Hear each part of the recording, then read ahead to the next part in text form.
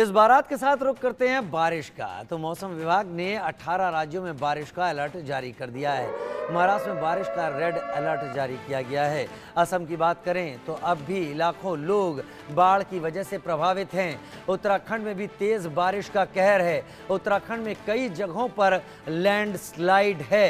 ये बड़ी खबर आपके सामने, क्योंकि पूरा देश मानसून की मार इस वक्त सह रहा है। अलग अलग राज्यों की बात करें, जम्मू कश्मीर से शुरुआत करते हैं, हिमाचल से उत्तराखंड, उत्तराखंड से उत्तर प्रदेश, बिहार, पश्चिम बंगाल, असम, मिजोरम, त्रिपुरा और इधर उड़ीसा, मध्य प्रदेश, झारखंड, ये सारे इलाकों में। और सबसे बड़ी स्थिति आजकल महाराष्ट्र से भी सामने आ रही है। यहाँ हर कहीं बारिश का रेड अलर्ट जारी है। कर्नाटक और तमिलनाडु में भी बारिश हो रही है। बात करें केरला की, सबसे पहले केरला से बारिश की शुरुआत हुई थी, लेकिन वहां पर भी मौसम अभी वैसा ही है।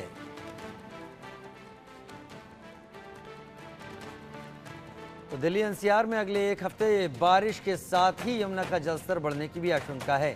बीते साल दिल्ली में यमुना की पानी में बाढ़ आ गई थी और इस साल भी यमुना किनारे रहने वाले लोगों को दिक्कतों का सामना करना पड़ेगा। यमुना के किनारे रहने वाले लोगों से आदित्य कुमार ने बात की। दिल्ली एनसीआर में लगातार बारिश हो रही है और मौसम विभाग के माने तो अगले एक हफ्ते तक लगातार बारिश और हो सकती है। ऐसी स्थिति में सबसे ज़्यादा जो दिक्कत आती है वो यमुना किनारे रहने वाले लोगों के साथ आती है।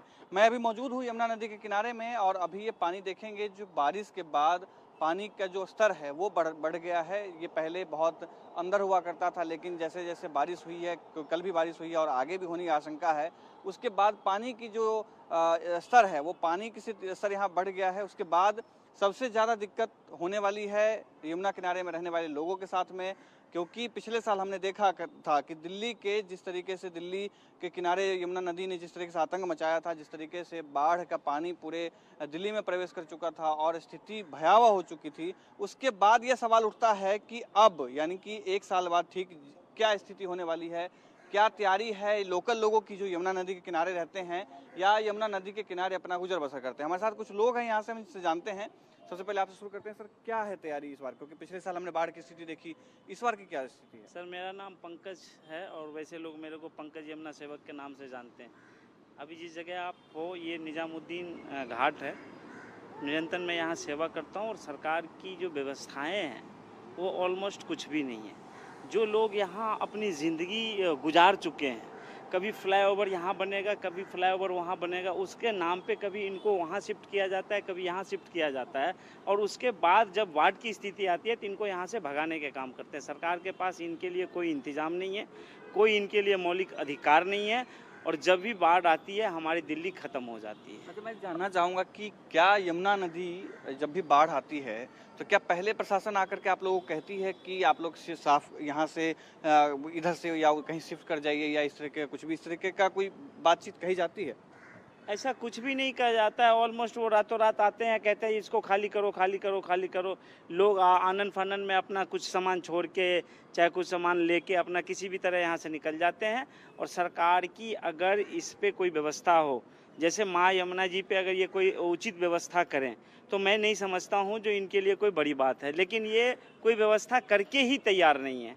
वजीराबाद से लेके कालिंदी कुंज घाट साढ़े 27 किलोमीटर यमुना जी हैं, जो सरकार को और दिल्ली एनसीआर में जितने भी लोग रहने वाले हैं निर्मल और अविरल बहती हुई यमुना जी को देखना नहीं चाहते हैं। अगर वो देखना चाहें तो 1 मिनट में ऐसा हो सकता है, लेकिन इस महीने में सरकार भी अंधी है और प्रशासन भी अंधी है, कोई कुछ भी नहीं कर पाते हैं। और यमुना जी नाम के रह गए हैं, ये नाला जी हैं।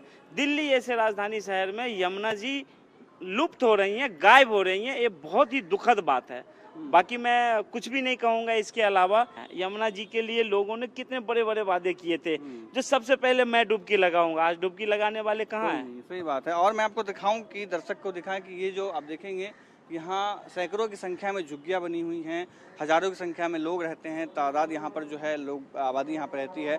और कुछ लोग भी हम सबसे बात करते हैं कि मैम क्या पिछले साल जो बाढ़ जिस तरीके से आया उस पर इस बार आप लोग की क्या तैयारी है यहाँ पे, और प्रशासनिक व्यवस्था क्या यहाँ पे बात करने आती है आप लोगों से? नहीं, ऐसा कुछ तो नहीं आती, अभी कोई व्यवस्था भी नहीं है और जब बाढ़ आती है तो इन लोग को ज़्यादा प्रॉब्लम होती है। अभी कोई ऐसा कोई व्यवस्था नहीं है, बस कहा गया है कि वो सब जैसी बाढ़ आती है लोग उठ के ऊपर चले जाते हैं। खाने पानी की भी दिक्कत होती है, खाने पीने। पिछले साल ये वही समय था जब 70 साल पुराना बाढ़ का रिकॉर्ड राजधानी दिल्ली में टूटा था। इस वक्त मैं यमुना नदी पर मौजूद हूँ, जहां पिछले साल जो आंकड़ा है इस नदी के पानी का वो इतना ज्यादा भर गया था कि पूरी दिल्ली जलमग्न हो गई थी। जी हाँ, कुछ देर पहले यहाँ आप मंत्री आतिशी भी आई थी जो यमुना नदी का जायजा लेने आई थी। और आपको बता दें कि पिछले साल यमुना नदी में जलस्तर ने पिछले 70 साल के रिकॉर्ड तोड़े थे। पिछले साल 17 जुलाई को यमुना का जलस्तर 208.66 मीटर तक पहुंचा था और ये जलस्तर खतरे के निशान से काफी ऊपर था।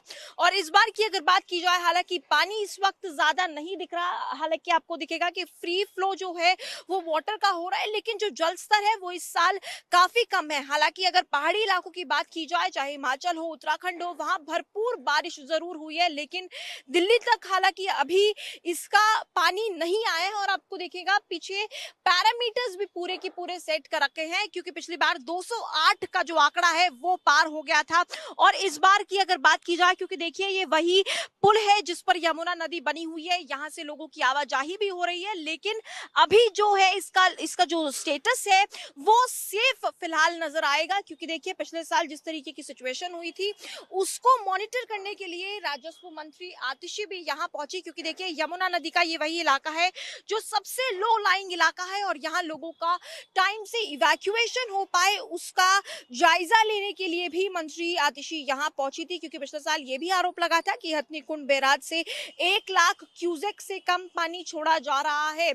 और देखिए इस बार आतिशी ने ये खुद बात कही कि अभी फिलहाल जो लेवल है हथनीकुंड बैराज का वो अप्रोप्रिएट है, यानी जब अगर वो ज्यादा बढ़ता है तो दिल्ली वालों को जरूर बाढ़ का सामना करना पड़ सकता है, लेकिन अभी फिलहाल स्थिति अंडर कंट्रोल है। क्योंकि देखिए अभी यमुना नदी का जो लेवल है वो ठीक है, यानी बाढ़ आने की स्थिति नहीं है। लेकिन क्योंकि आईएमडी के मुताबिक ये कहा गया है कि अगला 1 हफ्ता बारिश का होगा, तो ऐसे में क्योंकि दिल्ली के तमाम ऐसे इलाके हैं, चाहे फिर आईटीओ की बात की जाए या लाल किले की बात की जाए, जो जलमग्न हो गए थे, तो देखना ये बेहद अहम होगा कि अगला 1 हफ्ता दिल्ली वालों के लिए अपने साथ क्या लेकर आता है। मैं शिव कैमरा पर्सन पवन के साथ, इंडिया न्यूज दिल्ली।